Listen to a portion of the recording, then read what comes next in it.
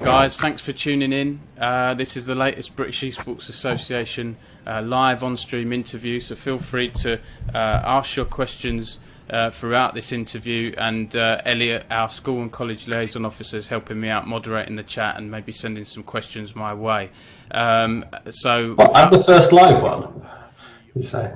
Oh, this is our latest live one. We've done a couple before this. I think we interviewed James Baker from Dignitas and Ben TM, who's a Clash Royale coach for Team UK. So yeah, you're one of the first, John. Of course, we did a similar thing a few years ago for Esports News UK, so it's great to talk to you again, and we know each other well. So I guess we'll start by introducing yourself then, John. You're the founder and managing director of epicLAN. Tell us a bit about epicLAN, a bit about your role and what it is you do. So epicLAN in general, there are two sides to what we do. I think the majority of people probably know us as a community LAN party organiser. We've been doing that under various guises since 2003 when we set up in a little village hall in my hometown. And it's just grown organically to about 750 people. So it's the second biggest BYOC LAN in the UK now. So yeah, that's half of what we do, and that's what we've done for the longest. And then probably for the last 5 or 6 years, we've been a B2B solutions provider for gaming and esports events as well. Predominantly on a tech side, which I appreciate was a string of buzzwords, but essentially we take the boring stuff that happens at gaming events like networks, and we make that work because we understand gaming rather than corporate IT. So that's what fills our time in between. Absolutely. And a lot of people, John, that contact British Esports and follow us are young people looking for a career in esports and gaming or the tech sphere. What do you do exactly? How does some of that technical stuff work, and how do you get events going? So to give an example, one of our recent external projects was for the ESL Premiership. Right. The ones in Leicester a few weeks ago at DMU. So we get brought in to deploy a temporary event network, and obviously, like I said, that's built with gaming in mind. So we look at where the pinch points are in the network. We look at the network security side of things. So in terms of what needs blocking and what needs allowing in and out, we work with the operator to prioritize. So obviously it's a live event like that, the most important thing is the stream going out, rather than people listening to Spotify and watching YouTube while they're playing. So we prioritize everything like that. But then we also provide their game servers, particularly for CS, the Wi-Fi network at the events. And that's everything from planning that weeks in advance of the event through to delivering it on the day, and then the sort of debriefing after. So that's one example of the tech side. There are others we do. So quite a well-known example last year or earlier this year, I think quite a few people saw the Pringles battle couch. So this was a very crazy broadcast, which the whole broadcast was about 2 hours live, but it took about 3 days to build, and the Pringles guys built a 70-meter continuous sofa with 100 PlayStation 4s on it, and flew people in from around the world to play in a tournament where they got eliminated after every game until there was one person left. Now, because that was a 2-hour broadcast, the tech was absolutely critical. There was just no room for anything to fail. So again, we built the temporary network for that, dealt with a challenging venue, which was Printworks down in London, which obviously used to be a live factory. So that was interesting from a cabling and networking point of view.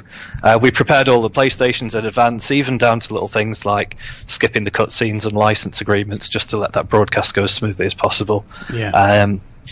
So obviously that sounds fairly basic, but sat behind that, there's some quite clever tech that we've got that I won't give everything away because then people know what we do. But for example, caching. To minimise the use of the external bandwidth, we've got quite an advanced caching system, so that if a game update lands in the middle of one of those events, we can minimise the impact of that by distributing all the content locally. We had a very clever solution to NAT issues, so for any networky types listening, PS4s, enterprise routers, and NAT don't play nicely together, so we had a very unique solution to get past those issues. So James Dean from ESL summed it up quite nicely to me a few months ago, was that we basically throw technical issues at you that we don't have time to deal with, and you come up with the solutions and you make them all go away. I quite like that. Yeah.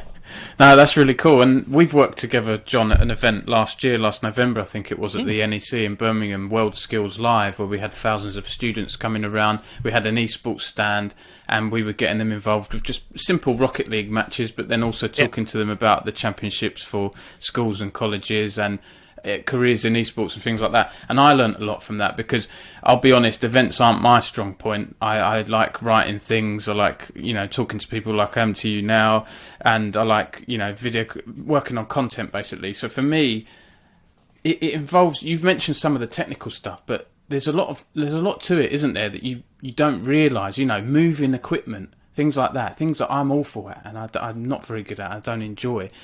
That's really important, isn't it? Making sure you've got all the right stuff, getting everything set up well on time. Yeah. Those are the little things that people don't talk about so much at esports events. Is that, how much of that do you do in your role?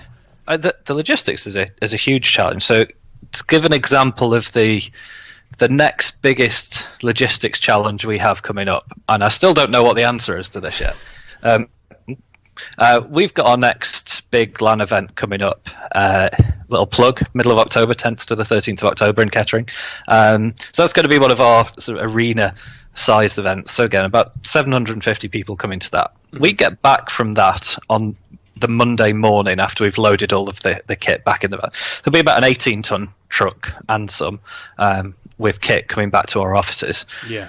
The next day, we're going to EGX. And we've got it's about 25 staff going to EGX this time, working on 5 or 6 different parts of EGX as a white label service provider. And we've got to take most of that kit back to EGX again. So what we haven't quite worked out yet is how we get back on the Monday, turn around all of that kit, restore whatever had been changed for the LAN event, and get it back down to London the next day. And at some point try and sleep during that point. Before we then get on site for EGX from Tuesday to the following Monday again. And that's been happening more and more. Like there's an event in about 3 weeks' time where we think we're down in London, and then we've got a day, and then we've got another event also in London, and do we come back to the office? Do we stay there? So even just like the transport, the hotels, the moving kit around, booking venues, which is why there are now 2 of us, thankfully, working full-time on this, and that's just on the event logistics side. Wow. Yeah, and tell us about that, John, as well. So 25 staff, that's an awful lot. Obviously, your epicLAN events, you require a lot of staff. Tell us a bit about that, because I know this year you were looking to hire, that another full-time member of staff. Could you tell us about them and how you work together, and also how you work with volunteers? And where to start? So I went full time on this last February, so February 2018, and we'll talk about how that happened, I guess, in a bit. Yeah. So I've sort of muddled through with a big team around who've always supported Epic because they want to, they believe in what we're doing, and they do that alongside their day jobs. And it got to the point, probably at the start of this year, where I had to decide what sort of manager I wanted to be for the business. Mm-hmm. I hate sales and business development, which I know is really odd coming from from an MD, especially an MD with a sales and marketing background as well. But it's not my strong point. I quite like the events and logistical side of things. I'd quite happily crawl under stages, pulling network cables through and avoiding people. But it got to the point where if we want to carry on growing both our own internal events and the client events, because we were almost out at something every week, that we needed some extra help. So I was advised by quite a few people around at esports to start focusing on growing the business and being the face of the company more, which I think people have probably seen in the last 12 months by me jumping on various panels that I hate doing, things like the ESI event. I love the fact that they asked me to do it. I just hate sitting up there in front of people. So I had to make a conscious decision to move more towards being that sort of MD and growing the business, getting out to Gamescom last week, for example. Yeah. Which then meant there was a gap of the actual event coordination and logistics side. So we recruited, and that was pretty scary, actually. Going from something that I've done myself full-time for the last year, say with that team around from the LAN side, to bringing in somebody else working full-time, having to try and empty out of my head everything I know about running the business and share that, which I'm not used to, and I'm still not very good at it. And also the financial pressure of this not just being me anymore. Like if we had a bad month in the last 18 months, I could not pay myself, and that's my problem. But I can't do that anymore when there are other employees involved. There's suddenly a big financial pressure there to make sure the money's coming in to pay employees first, even if that means some months I have to not take anything home. Then that's been interesting. But yeah, David's been with us for 3 or 4 weeks now. Within 2 days of starting, he was thrown straight into ESL Prem, and then a few days after, we got involved in the JDX events that were going around the country. Oh yeah. All within the space of 2 to 3 weeks. So he'd done like 3 events within 2 weeks. So that's a baptism of fire, I think, for an esports job. And then we're about to go into a period of an event every week. I'm looking that way because it's my calendar, by the way. Oh, okay. That's why I keep looking that way. Well. We're about to go into an event every week until mid-November. Yeah. So, yeah.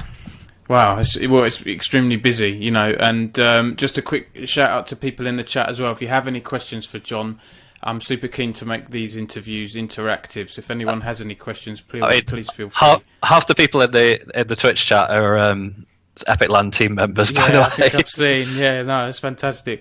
So that's great. You've got help on board, and Jon, you've tapped into something there that. There are a lot of UK sports organisations or service providers or businesses and entrepreneurs who love esports so much and they do it in their spare time and struggle to make that leap to go in full time. And sometimes you've got to make those hard decisions, right? You've just identified that you're not good at certain things and that you needed help.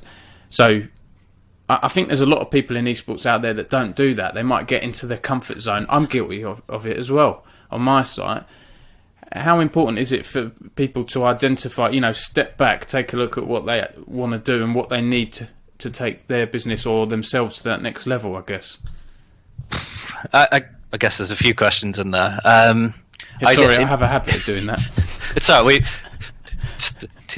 We're sort of not winging this. Dom sent a list of questions through before the interview for me to take a look through. I don't think we've gone through any of them yet. I'm like this. I just end up having a conversation, but I'll look at the questions, and by the end of or halfway through, we'll have touched on half of them anyway. No, I know. I think I'm taking us off track just as much. Right, in terms of sort of making that leap and making a decision, I kind of didn't have a choice. Be careful what I legally say at this point. I was given an impossible choice. So I was quite happy doing this as a hobby until last year. And again, I know volunteering and esports gets a bad rap, and again, I think we can cover this in a bit more detail before we finish. But what we had with epicLAN was something that the community had created, and the community contributed to, and it exists because the community of people created epicLAN. This wasn't a business coming along and going, we're going to recruit volunteers to save a load of money here. It was the opposite approach. People just, actually, we've got some spare time. We want to create an event that's for the community, keep it affordable, keep it run for the right reasons, keep commercial involvement out of it, so that we don't have sponsors and investors steering the direction of the event. We just do it because we want to do it. Where was I going with this?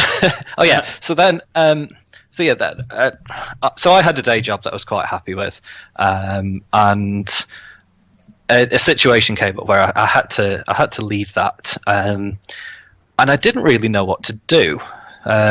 We'd been dabbling in the B2B stuff. We'd got the events up to about 500-600 people, but I didn't know what I wanted to do when my safety net of a full-time job was taken away from me. And it was a few people in the industry that I'll name drop. So James Dean from ESL UK was one of them. Yeah. David Lilly from EGX was another, who gave me a kick up the arse when that happened. And the pair of them were like, it's obvious what you should be doing. It's like, you've got a product there. You can make this into something full-time and viable, and you can grow that, and you can carry on doing that with the same ethos that you've always had. And now we're 18 months on. I'd like to think that epicLAN is still feels like a big community event. It's been propped up financially by some of the B2B stuff now, which is not volunteer-led. I have to emphasise. Yeah. It's very freelancer and contractor reliant, but all of that B2B stuff is paid work. We've actually we looked back the other day at, we've paid a significant amount out in freelancers and contractors in the past 12 months or so, and the first people we call on for all of that work would be people that have helped us out to get epicLAN to where it is. Mm-hmm. So it's constantly giving back. The same. I put a few tweets out in the past few weeks looking for people to work various events with us. But before we do that, we've always asked that group of volunteers if they want those opportunities. So, did I answer the question? I guess so. Yeah, we're kind of having a good chat here. Yeah, didn't have much choice. The solution was kind of obvious, was to make this something viable and full time, and this is where we are after 18 months, and lots to keep us going. Absolutely. And on, you mentioned volunteers. We get a lot of people coming to us saying, can we help volunteer? And we have some great admins that work on our British Esports Championships and other people that help at events. And an example, we have a volunteer who's gone on to full-time work with us is Alice Lehman, who was an admin for our Overwatch Championships, working with you guys. So if anyone's watching this and aren't aware, epicLAN help British Esports Association with our championships for schools and colleges. They do the platform, organise the production side of things, just help out with it, basically managing the platform. So we can focus on, I can focus on doing content and, everything else. So Alice has gone from being a volunteer to working for us full-time, liaising with schools and colleges. How would you say, what advice would you give to people looking for a career in esports, John? How can volunteering help them and guest volunteering at epicLAN events? I think, again, as long as it's done in the right way and it's not abuse, I think there are plenty of stories out there of say huge businesses asking for volunteers to do things free in return for exposure when the business can afford to pay people. I found it interesting. I'm a big F1 fan, and I found it interesting that I went out of focus then, that the multi-billionaire owners of F1 still use volunteers in that way. If we carry on with the sport analogy, if you think that traditional sport exists because there are community level activities from town football clubs to children's football clubs, before you start getting into the leagues, and all of those are developed by the community and supported in that way. And esports is in a similar position. Without all of the community stuff going on, without the bedroom orgs, who've just got, who just want to play for the fun of it, to small events, to people putting on leagues on a Wednesday afternoon with their own money for a £50 Steam voucher. That's where everybody is starting.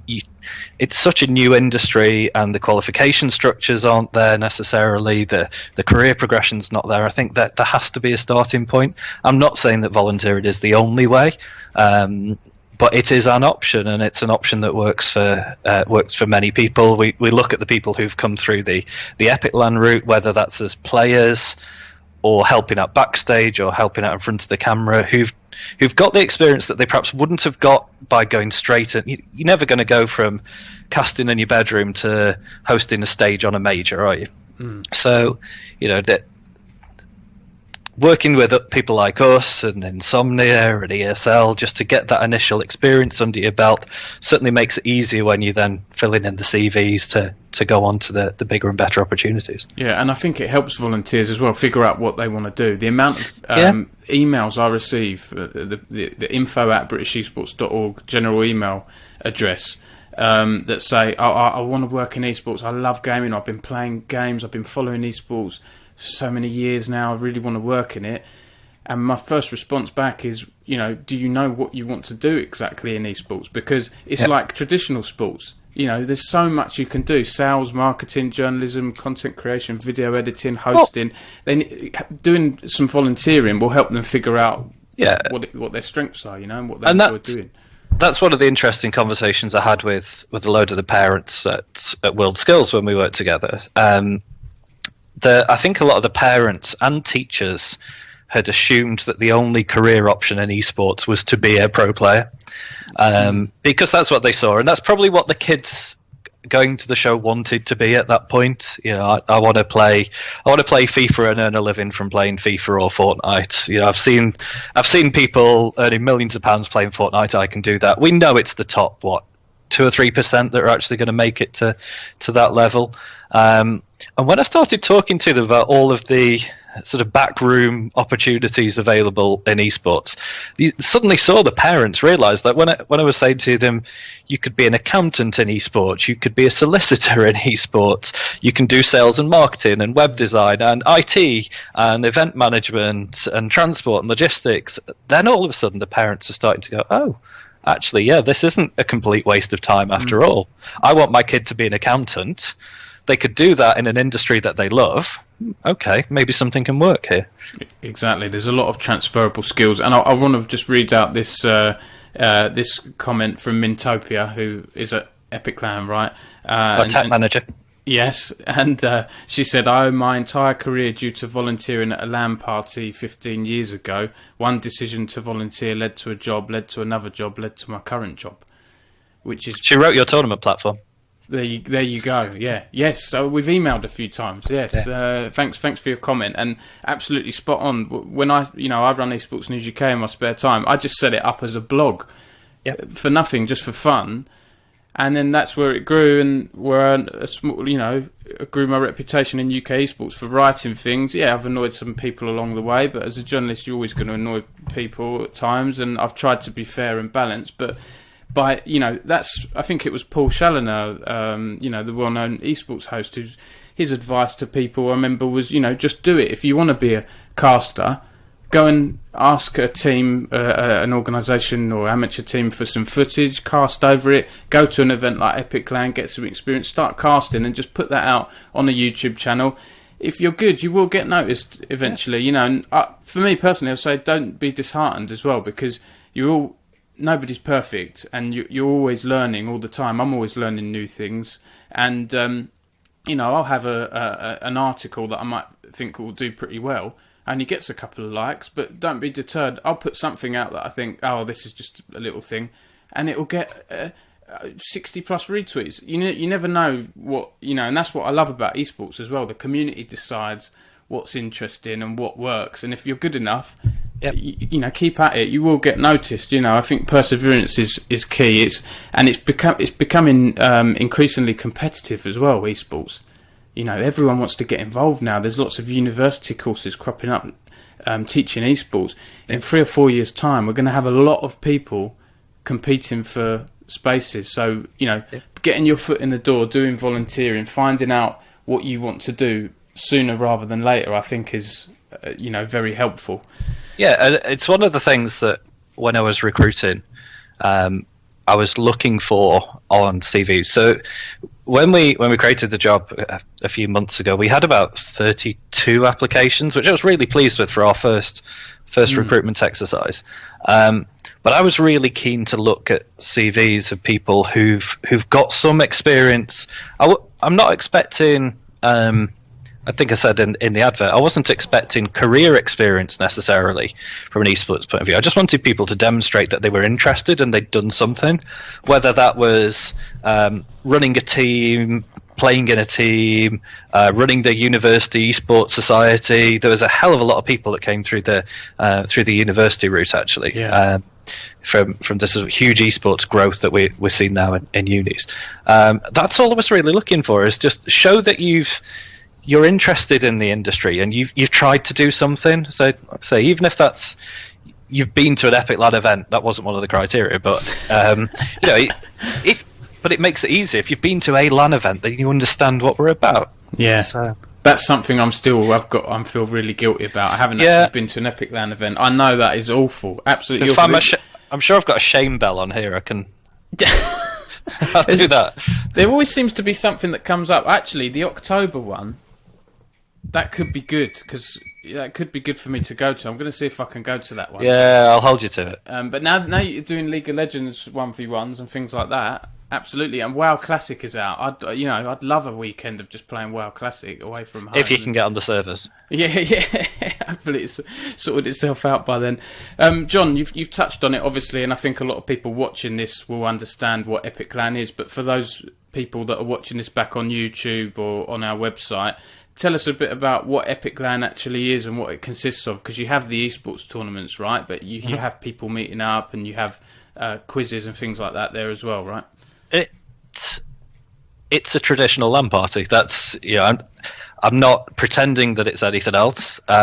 It's exactly what we feel people want from going to a LAN party. It's 4 days of playing games, whatever type of gamer you are. So if you want to just go and play GTA online with a few mates for 4 days and have a few drinks and eat some pizza, then fine, you can go and do that. If you want to go and play board games for 4 days, and geez, some of them take nearly 4 days, then you can sit and do that. If you want to watch some stage content or play in an esports tournament, it is just 4 days of playing games. We've said before, and people never believe me, but we don't want to become an expo. There's people out there who do good expos, and they can do that. And we don't want to become an arena event. Obviously we've had multiple international level arena events in the UK, at least in the last 12 months and beyond, and there's a place for those as well. We really feel we're the place for people to go to for their first live event experience. So again, from an esports point of view, which is obviously the focus of this, if you're a sort of bedroom org and you've been playing together online, we want epicLAN to be the first place you go to as a team, meet up in person, have a go at the tournament, and see how far you go. We had at our February event, we had 43 CS:GO teams turn up to that one, which isn't bad for a community LAN event, and hoping to do the same next time. And 30 or so of those teams will know that they're not going to win that tournament. That's not why they're going to compete. They're going to get the experience in a LAN environment, because playing at LAN is significantly different to playing online. The time pressures, the environment, the noise, the distractions. But if you can get used to playing in that big LAN hall with 700 people, then suddenly playing on a stage is a little bit closer than the bedroom. Yeah. We're home to what's left of the UK StarCraft 2 community. We had 33 StarCraft 2 players take part in that February event, which was our biggest tournament for StarCraft 2. It's a 9-year-old game, is still getting more and more players turning up to the events, and we've become the home to that community. They'll turn up, they'll play the tournament.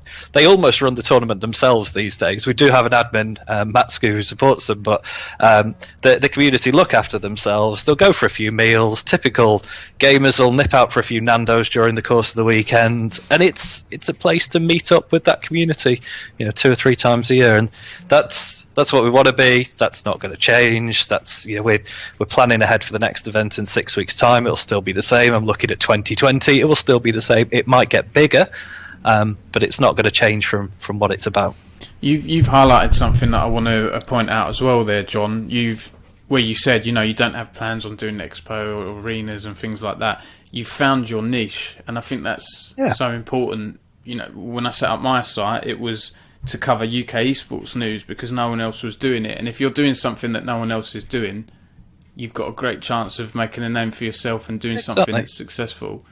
And that doesn't mean to say that we won't have brands at the event. I think I'd be silly to say that's not going to happen, but there's a way we feel we can do that without it becoming a heavy commercialized event. So we had Scan at our February event. It's perhaps the biggest booth we've had at one of our events, but we had a load of conversations with Scan in the build up to the event, who are just up the road from us in Bolton, and they really wanted to get involved in this sort of event again. They wanted to get back to talking to the community, playing games, showing off some of the products, but not really going to these events to push sales. And they just bought a load of stuff for people to play with, like VR kits and racing kits, and they were quite happy with that.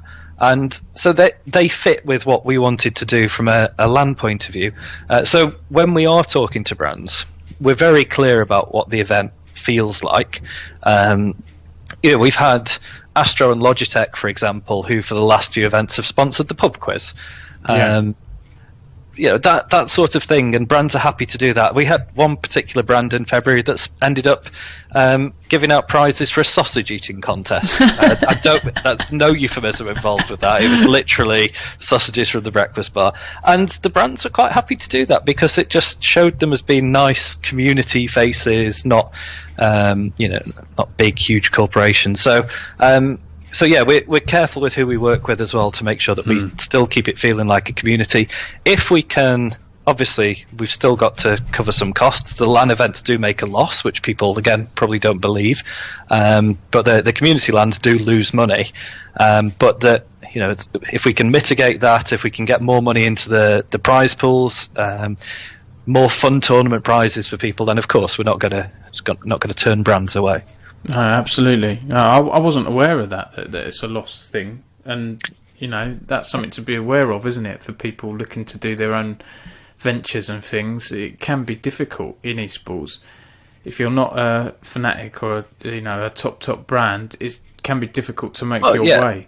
Not many events. I'm not just talking our scale.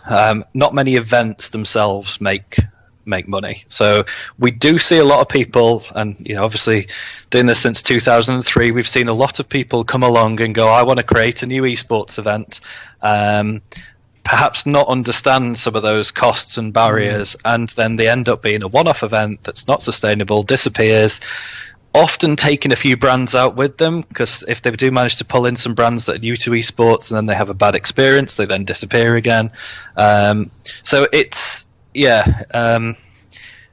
it's not the big cash cow that people think for events. So our February event lost quite a bit. So if we were doing epicLAN events for the money, I'm sure if our accountant saw how much it lost, they'd ask me why I was even doing it. But that's what I mean, is that we still put on those events for the community. If we wanted them to make money, we'd probably have to charge about £150 a ticket, and then it stops being a community event. It stops being accessible for people. We wouldn't get the people turning up anyway, and they'd disappear. Yeah. Yeah, it's difficult. It's a difficult thing to balance. You work on a lot of third-party events as well, yes, and white label events. You mentioned some earlier, John. You've got the Grosvenor CS:GO tournament, which is coming back for season 3, which is fantastic. That's more great grassroots esports stuff. Are there any projects that stand out to you, or interesting things you've done that you want to share? Grosvenor has been interesting. All the client stuff that we do is, say I mentioned the Pringles one earlier as well. That's one of the craziest broadcasts we've ever been involved in. But just on Grosvenor, that was another brand that wants to enter esports. Now, obviously, I think people have an impression of how casinos work and what sort of target market casinos have. Yeah. The guys from Grosvenor came to our February event in 2018, and they walked around and they saw a typical epicLAN scene of everybody's sleeping bags on the floor, last night's pizza boxes out on the table. And I was walking around going, oh, geez, I can't believe that this is the state they're seeing it, and what on earth have they come into? And by the end of the meeting, they're like, great, so how do we replicate this in our casinos?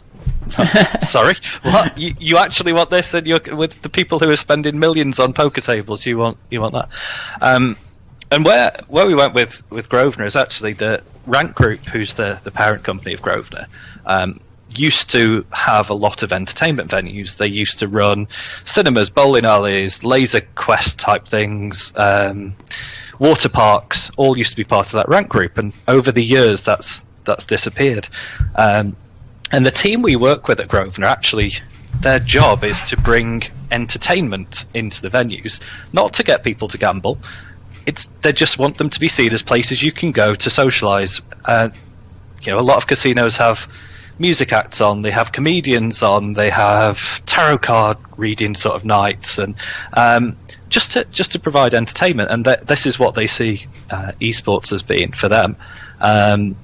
So we've done 3. We've completed 2 seasons with them, and the pitch for those really is somewhere in between the bedroom gamer and coming to an epicLAN.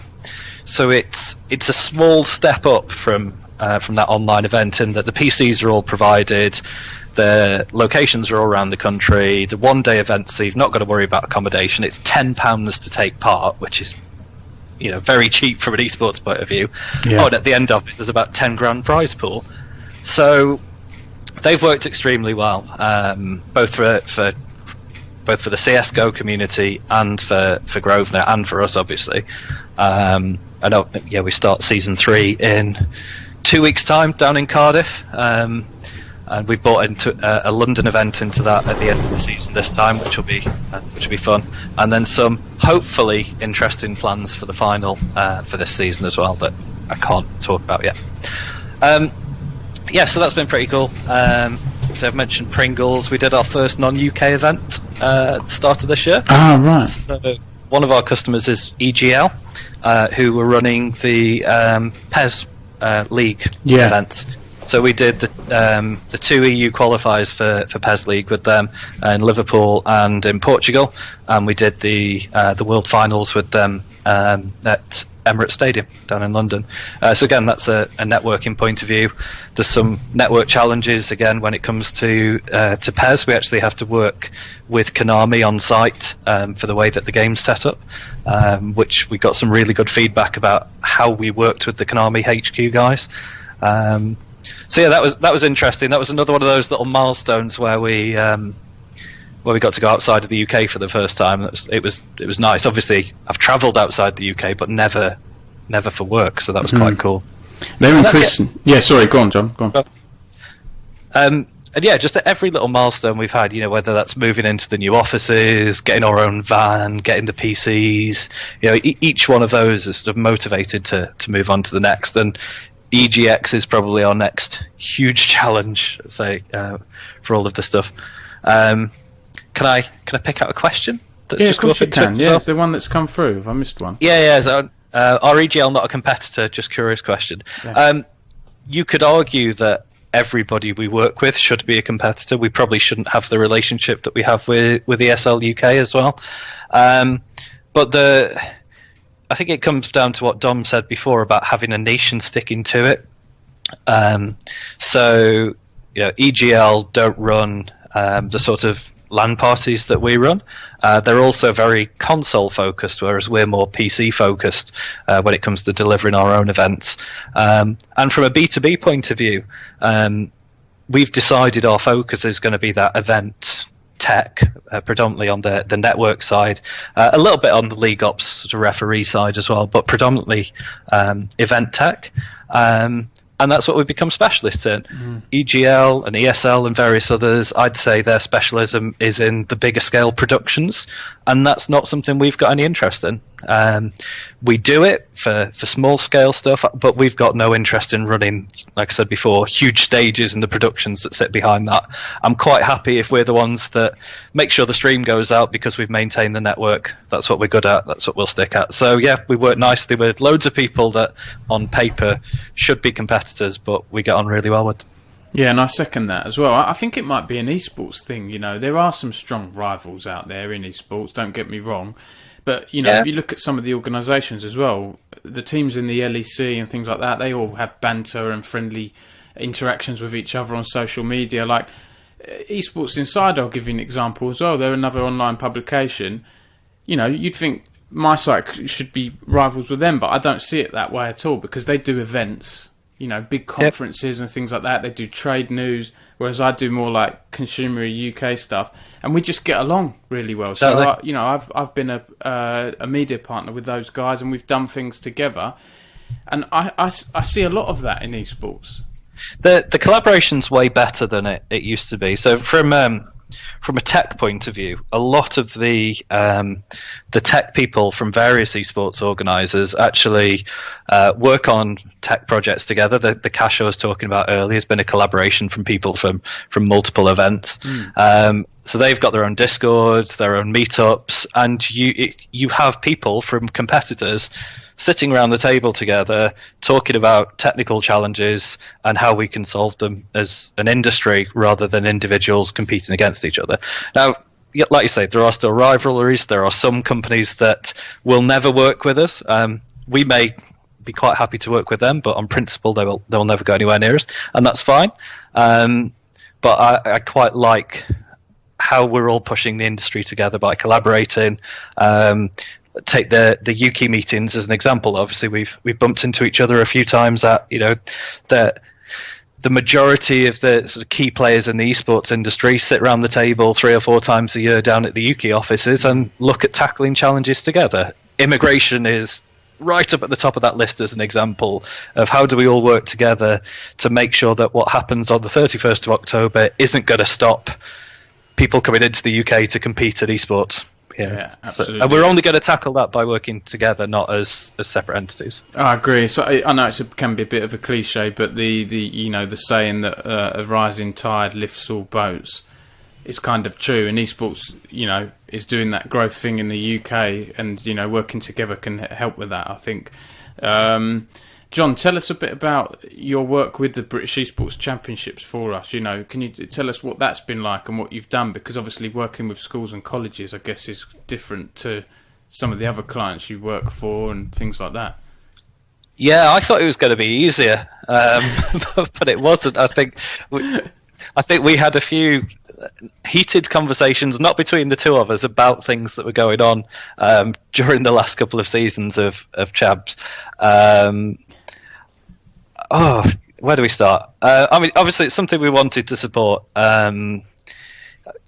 There's quite a nice flow at the moment of schools and colleges competing, going into the university scene, which is huge with the Newell and NSC doing great work at the moment.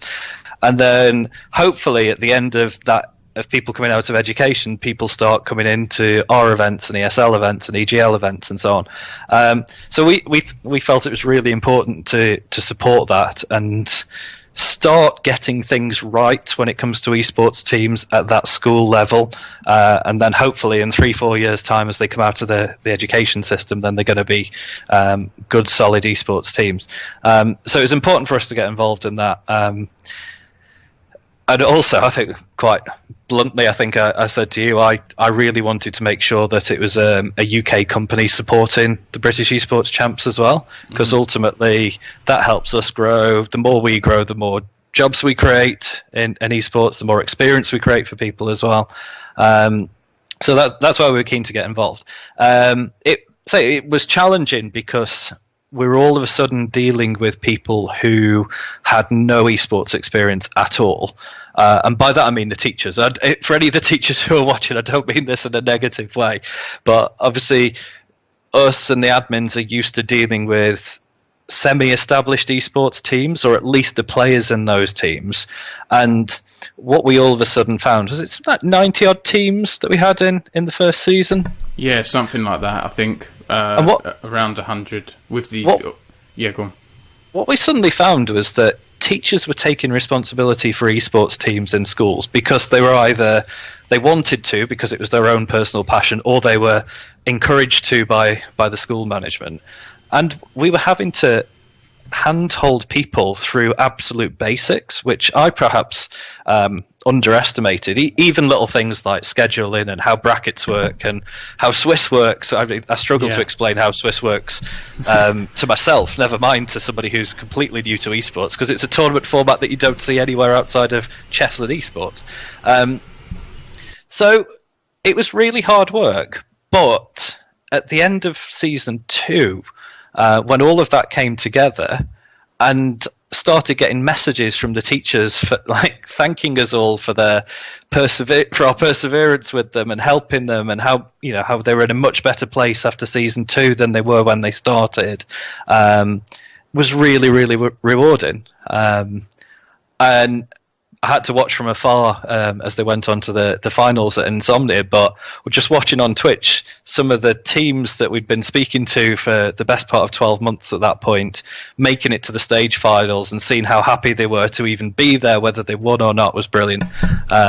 So yeah, it's definitely something we've been proud to be involved in. Yeah, I completely agree. I think it's an education thing with a lot of the teachers. I think it should get easier now that we've done the first year of the championships. It's they understand how it works, how they need to get on ready for match time, talk to other teams, sort their substitutes out. It's a learning thing, and we're getting there.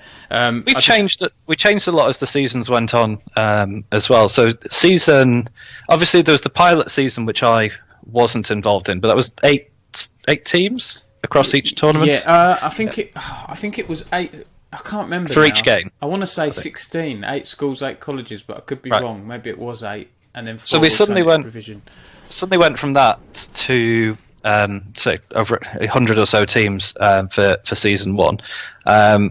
So the tournament structures we came up with were based on our experience delivering normal esports, but actually we found that didn't work for the way that the school timetables worked, and the timings that we'd set for the schools working alongside your team didn't necessarily work. So we tweaked drastically from season 1 into season 2. We binned Swiss, for example, which in some ways made our lives harder from an admin point of view.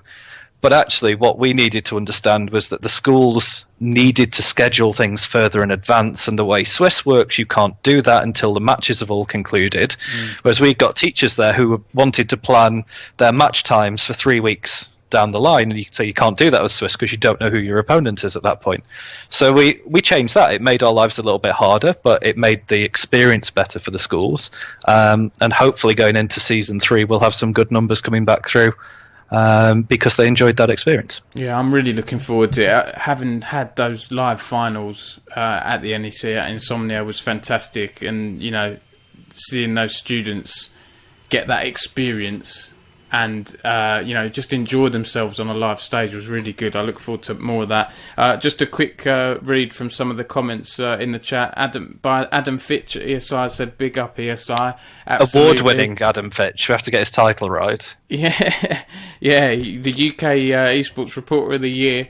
Thanks for joining us in the chat, Adam. And Mintopia as well, going back to the comment on the point we were making about collaboration. She said, we have the UK LAN's technical group, an organisation started last year to bring together technical contacts from every side of the esports events industry in the UK to collaborate on the technical challenges.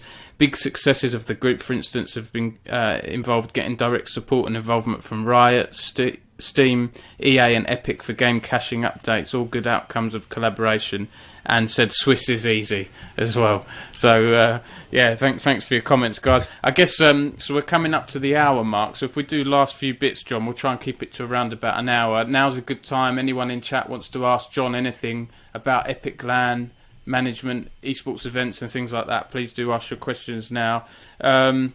One thing I wanted to talk about, John, I don't think we'll get to ask or cover all the points we planned, but we'll be here hours. Yeah, we'll be here hours. I could quite easily talk about esports for hours.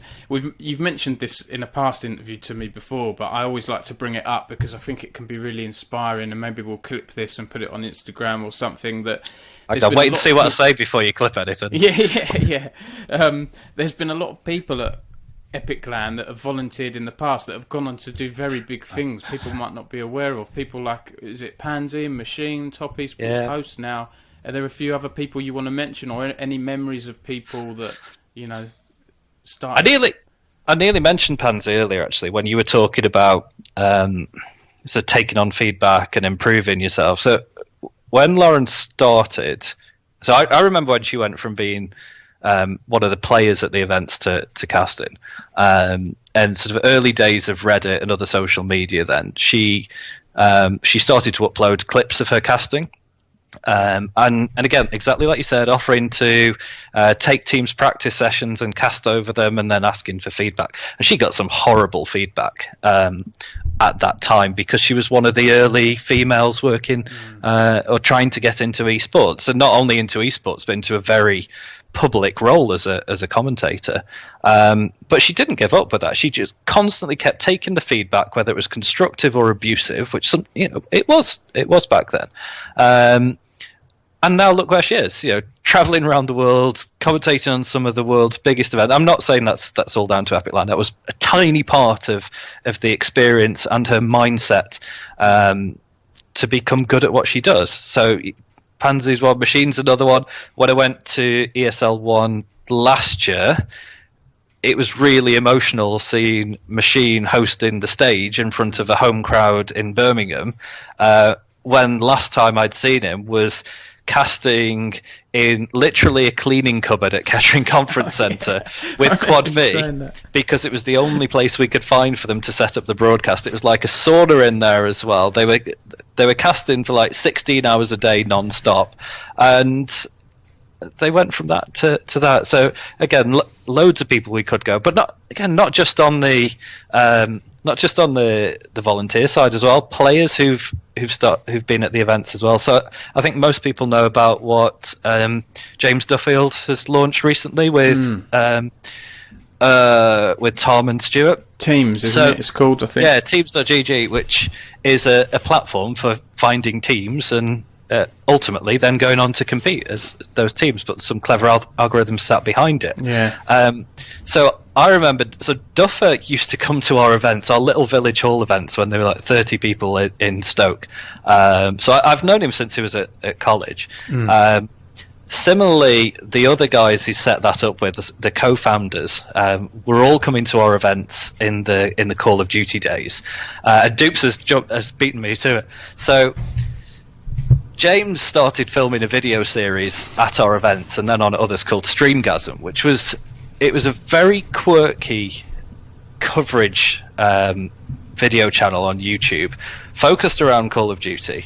But for anyone who's met Duffer, with his very unique sense of humour attached to all of those videos.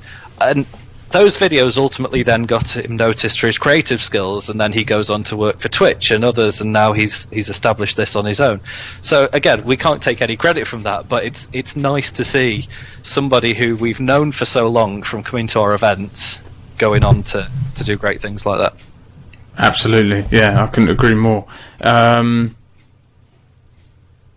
Dupes has said I was in their team. Me, Stuzor, Duffer, and Caliph were in a team called Lanimals. That was back in Dupes' winning days before he started playing Dota. Fantastic stuff, John. Is there anything else you want to add? We've sort of come up to the hour mark here. Maybe something on your views on UK esports and how you see it changing, because that's been it's changed a hell of a lot, hasn't it, in the past 2-3 years? Oh, this is the end of a panel. Where'd you see the industry? Yeah, that's it. Yeah. I don't know. I really don't. If you'd asked me 3-5 years ago, where it would be now. Did any of us ever think that the UK would play host to two majors in 2018? Not only that, other international events going on at the same time. Did anybody think that the UK would have individual players playing at an international level across various titles? I don't think any of us did, or certainly not anytime soon. So I don't know. I just think it's really hard to predict. I think, like everyone else, I would like to see a full UK team competing at an international level. Yeah. I know that's going to be hard. We've had some good ones in Call of Duty, haven't we? Some of the UK teams get to sort of like last eights and last fours, to get that. I mentioned this in a vlog I did recently. I'd love to see them get to first or second CWO or something like that. But we do have some strong talent in certain games like Call of Duty, FIFA. We do, and we've seen it with single-player games. I'd just like to see that CS is going to be the example. Obviously we hosted a CS major last year. We didn't have a UK team on that stage. We had UK players, but not a team. So I'd love it if, certainly from that side, if the sort of player base could quickly mature and develop and stick together and really. I hate to use the term grind, seeing as it's a bit of a meme these days, but grind to get that position.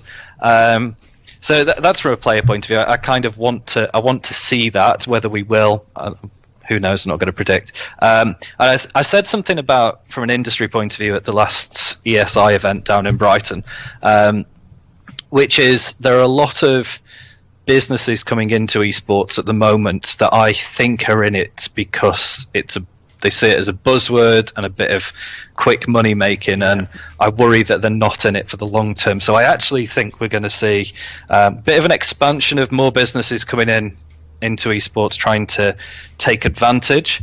I think that bit will burst, and I think it will eventually condense back down again to being the sorts of solid long-term operators, stable. I think once people come into esports, realise it's a lot harder work than they anticipated, they're not just going to make a bit of money out of it. I think you'll be left with sort of the genuine, passionate operators and individuals that will take us forward. Yeah, definitely. Lastly, we've just had a few people in the chat sort of agreeing. Dupes has said Rainbow Six seems to be good for UK teams. Yes, absolutely. Team Secret and a few others doing quite well. And Daisy has said maturity is the key for UK Counter-Strike. I think that's been the case for a little while now. I think it has improved.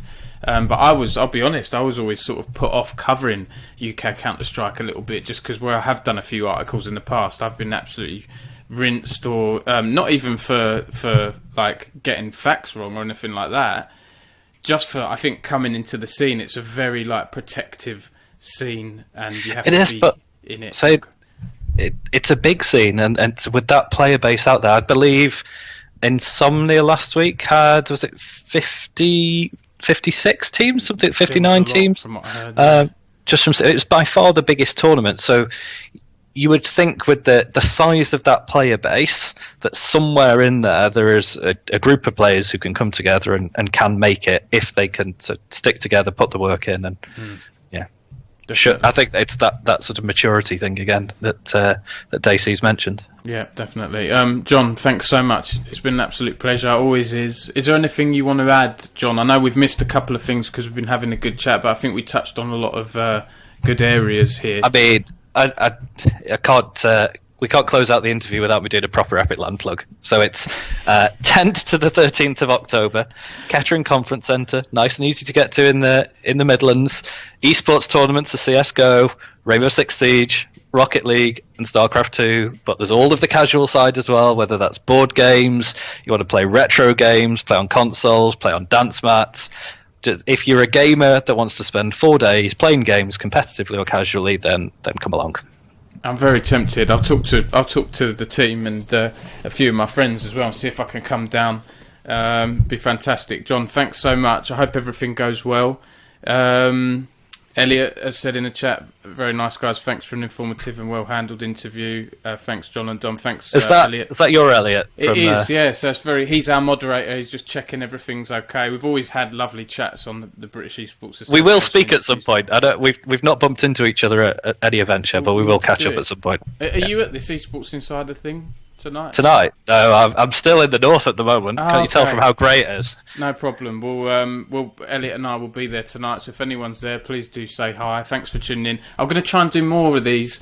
We have a lot on at British Esports, and we've got the championships coming up. But I want to do. We've been trying to do one of these a month, which isn't loads. I want to make it fortnightly if I can, and then maybe do some more after that. They're important to do, and they help educate people and everything. So.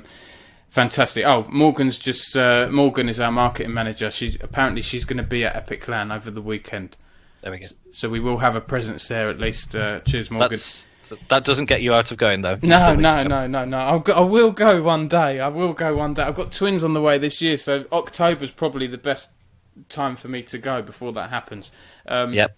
Thanks again, John, and for everyone who's watching. You can check out more advice and careers information on esports at britishesports.org and check out our socials and things like that. And our championships will be starting up for schools and colleges hopefully in the next month or so. So we'll have an announcement going out about that over the next week or so. So thanks everyone for watching again, and I'll see everyone soon. Bye.